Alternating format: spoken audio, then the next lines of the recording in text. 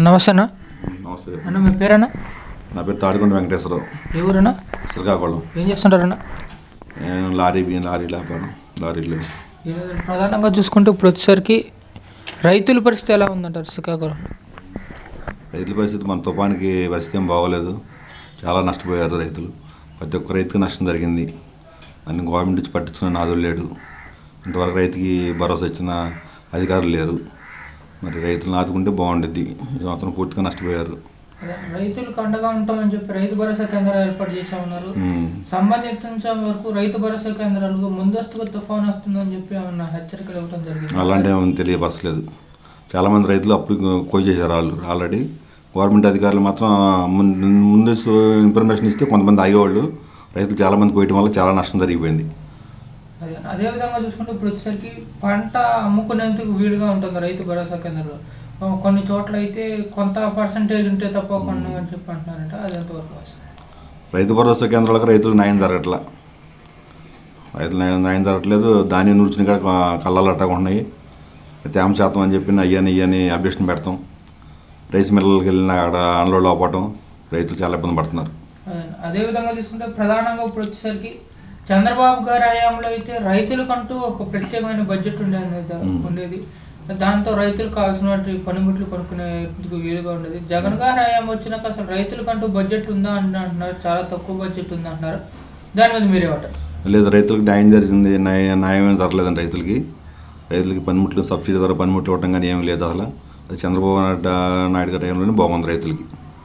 Present ఇప్పుడు ఏం బాగోలే. అదేవిధంగా చూసుకుంటే ఇప్పుడు వచ్చేసరికి రైతులకి అండగా ఉండటం కోసం మూడో పంటకు కూడా నీళ్లు ఇచ్చేందుకు మూడో పంట వేసుకుంటే ఒకవేళ నీళ్లు అందే విధంగా చంద్రబాబు గారు పోలవరం ప్రాజెక్టు తీసుకురావడం జరిగింది.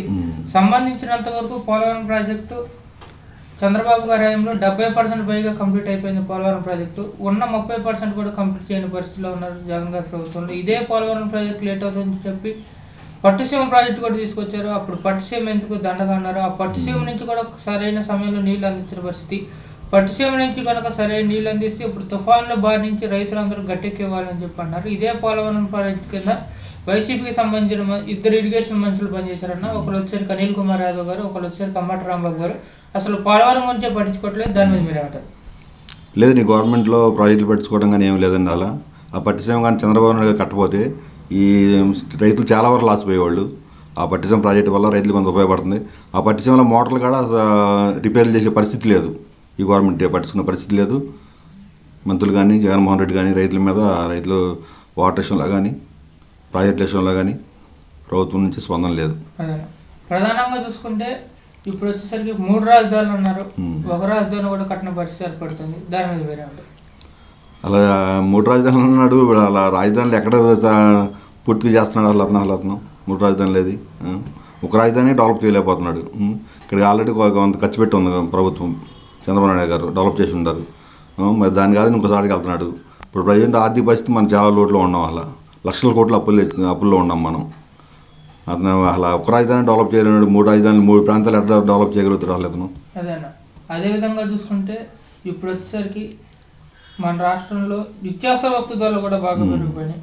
సంబంధించినంత వరకు రైతులు కానివ్వండి, పేదవాడు కానివ్వండి, మధ్యతరగతి వాడు ఎలా బతకాలని చెప్పి ఆలోచించే స్టేజ్కి వచ్చేసినాయి. దాని మీద మీరేమంటారు? నిత్యావసర వస్తువులు ఉన్నప్పుడండి వాళ్ళు మామూలుగా 100 రూపాయలు దాన్ని 200 అయిపోయింది. నూనె ప్యాకెట్ కందిపప్పు అయినా 100-200 అయిపోయింది. రైతులు బాగా లేని కుటుంబాలు బతకాలంటే చాలా కష్టమైన పరిస్థితి అయిపోయింది. ఈ జగన్మోహన్ రెడ్డి ప్రభుత్వంలో నిరుపేద కుటుంబాల్లో బతకాలంటే చాలా కష్టమైన పరిస్థితి. 500 తెచ్చుకుంటే ఆ నూనెకి కందిపప్పుకి సరిపోతుంది. ఈ మద్యం చూస్తే చంద్రబాబు నాయుడు టైంలో 50 రూపాయలు ఉండే మద్యాన్ని 150 రూపాయలు చేశాడు. ఇప్పుడు పనికి వెళ్ళిన వాళ్ళు వచ్చి సాయంత్రం 200-300 రూపాయలు దానిలో సగం ఖర్చు మద్యానికి వెళ్ళిపోతుంది. ఆ టైంలో 50 రూపాయలతో ఆయనకి పని అయ్యేది వెళ్ళిపోయాడు. అలవాటు ఉన్న అతను. ఇప్పుడు ఏంటంటే మామూలుగా రైతు సంపాదించున్న నిరుపేద కాడ తీసుకొచ్చి మద్యానికి ఆ నిత్యావసర సరుకులకి సరిపోతుంది. మనకి దాచుకుంటానికి కానీ పిల్లల భవిష్యత్తుకి కానీ రూపాయి నిల్వ అనేది ఉంటుంది అసలు ఈ గవర్నమెంట్ వచ్చిన కాడి నుంచి. అదేవిధంగా చూసుకుంటే ప్రధానంగా వచ్చేసరికి ఇప్పుడు చంద్రబాబు గారు ఏమైనా ఉన్నటువంటి అన్నా క్యాంటీన్ కూడా తీసేసిన పరిస్థితి ఏర్పడుతుంది. దాని మీద మీరేమంటారు? అది చాలా గౌరవం అండి. అది మరి లేని వాళ్ళకి అన్నం పెడతాం అనేది చాలా గొప్ప విషయం. చంద్రబాబు నాయుడు గారు ప్రవేశపెట్టిన అన్నా క్యాంటీన్ అది మరి తీయటం అనేది అది మరీ దౌర్భాగ్యంగా ఆలోచించాలి. ఎందుకంటే అన్నం పెట్టే వాళ్ళని ఎవరైనా ఆదరిస్తారు. అన్నం పెట్టి క్యాంటీన్ కాడ పడగొట్టేసి కోల్ వేయటం బెదిరించడం, మరి అంత ఆ రంగా దౌర్జన్యంగా పరిపాలన చేస్తున్నాడు మన జగన్మోహన్ రెడ్డి గారు. అదేనా. అదే విధంగా చూసుకుంటే ఇప్పుడు వచ్చేసరికి కార్పొరేషన్లు ఉన్నాయి, BC, SC, ST, minority, SC, ఇలా వరుసగా ప్రతి కార్పొరేషన్ సంబంధించినంత వరకు చంద్రబాబు గారి హయాంలో నిధులు ఉండేవి, కార్పొరేషన్లు కూడా అభివృద్ధి పదంలో నడిచేవి. జగన్ గారు హయాం వచ్చినాక కార్పొరేషన్ పరిస్థితి ఎలా ఉందంటారు? కార్పొరేషన్ పరిస్థితి ఏముందండి, మా పదవులు ఇచ్చుకుంటూ పోయాడు. ఆ సరైన ఆఫీసులు కానీ లేవు అసలు అమరావతిలో కానీ ఎక్కడ కానీ చుట్టుపక్కల. అలా కుర్చీలు కానీ టేబుల్స్ కానీ లేని పరిస్థితులు ఉన్నాయి. ఇచ్చుకుంటూ పోయాడు కానీ దానికి నిధులు ఇస్తాం కానీ, ఆ కార్పొరేషన్ డెవలప్ చేయడం కానీ, ఆ కులాల సంఘాలను అభివృద్ధి చేయడం కానీ, వాళ్ళు ఫండ్స్ రిలీజ్ చేస్తాం ఏమీ లేదండి. ఊరిని పదవి ఇచ్చాడు అంతే, దానికి ఛాంబర్లు కూడా లేవు వాళ్ళకి. అదేవిధంగా చూసుకుంటే ఇప్పుడు వచ్చేసరికి యోగలం పాదయాత్ర కొనసాగుతుంది. అదేవిధంగా ముగింపు సభ కూడా బాగా జరిగింది. యోగలం పాదయాత్ర దాని మీద మీరే ఉంటారు, ముగింపు సభ మీద లోకేష్ గారు తలపెట్టిన యోగలం పాదయాత్ర అనేది ప్రతి ఒక్కరికి అసలు ఏ సమస్యలు ఉన్నాయి గ్రామాల్లో, వాళ్ళు ఏ ఇబ్బందులు పడుతున్నారని చెప్పి తెలుసుకుంటే చాలా ఉపయోగపడింది అది. దానివల్ల ఏంటంటే రేపు ప్రజలు సేవ చేయడానికి ఆయన యువనాయకుడు, కాబోయే నాయకుడు, యువనాయకుడు అయినా మరి చాలా ఉపయోగపడుతుంది అది.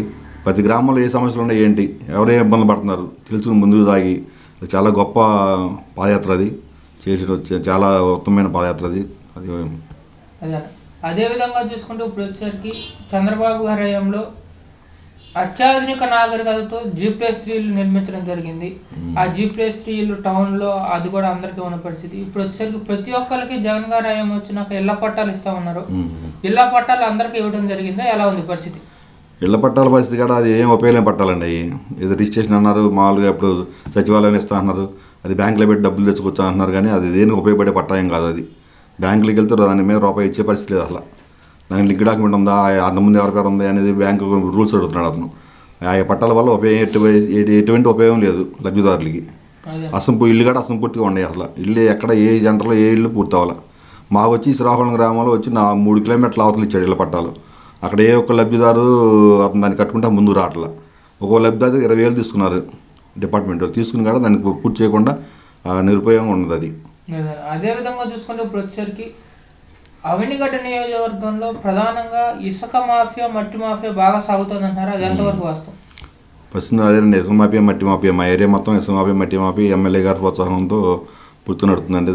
దానికి మనం అధికారులు కంప్లైంట్ ఇచ్చిన ఎంఆర్ఓ కానీ, ఎస్ఐ కానీ ఎవరు అసలు స్టేషన్ బయటకు వచ్చే పరిస్థితి లేరు. ఈయన చెబితే ఆయన చెప్పమంటాడు, ఆయన చెబితే ఈయన చెప్పమంటారు. కానీ అసలు ఎట్టి పరిస్థితులు ఎవరో వచ్చి అదేంటి మీద పర్మిషన్ ఉన్నాయా లేవా అనేది అసలు లేదండి. అసలు అంతకుముందు చంద్రబాబు నాయుడు టైంలో ఒక టాటర్ ఎక్కితే అది రోడ్డు ఎక్కితే ఒక భయంతో ఎక్కడికి వచ్చేది. అది కరెక్ట్ రూల్ ప్రకారం వెళ్తేనే ఎక్కనిచ్చేవాడు ఆయన. ఇప్పుడు ఏంటంటే ఆ సొంత లాభం కోసం, ఎమ్మెల్యే లాభం కోసం అక్రమంగా తోలి డబ్బు సంపాదిస్తుంది. డబ్బుగా అమ్ముకుంటున్నాడు అతను. డబ్బు కోసం అమ్ముకుంటున్నాడు. ప్రజలకు న్యాయం చేసే విధంగా కాదు. ఒక లారీ వచ్చి బస్సుకు వచ్చి 7,000 రూపాయలు అమ్ముకుంటున్నాడు వచ్చి. ప్రజలు మా శ్రీకాకుళంలో ఇసుక బస్సు అనేది విపరీతమైన దోపిడీ ఉంది ఇక్కడది. ఆల్రెడీ మేము కంప్లైంట్ పెట్టినా కానీ, స్పందనలో పెట్టినా కానీ ఆ రేట్లు కాడ విషయంలో కూడా 700 రూపాయలు 750 అమ్ముతున్నారు ఇసుకాళ్ళు. అది కంప్లైంట్ ఇచ్చినా సరే వాళ్ళ అధికారులు వచ్చి మైనింగ్ వాళ్ళు వచ్చి చూసి వెళ్ళిపోవడం తప్పితే దాన్ని అమ్మకూడదని చెప్పి అక్కడ కట్టుదిట్టమైన పేటబంధం ఏర్పాట్లు ఏమీ లేవు అసలు. చూసి వెళ్ళిపోయారు అంతే. మళ్ళీ మామూలుగా అమ్ముతున్నారు. ఇప్పుడు ప్రజెంట్ కూడా 700 అమ్ముతున్నారు ఇసుక ప్రజెంట్.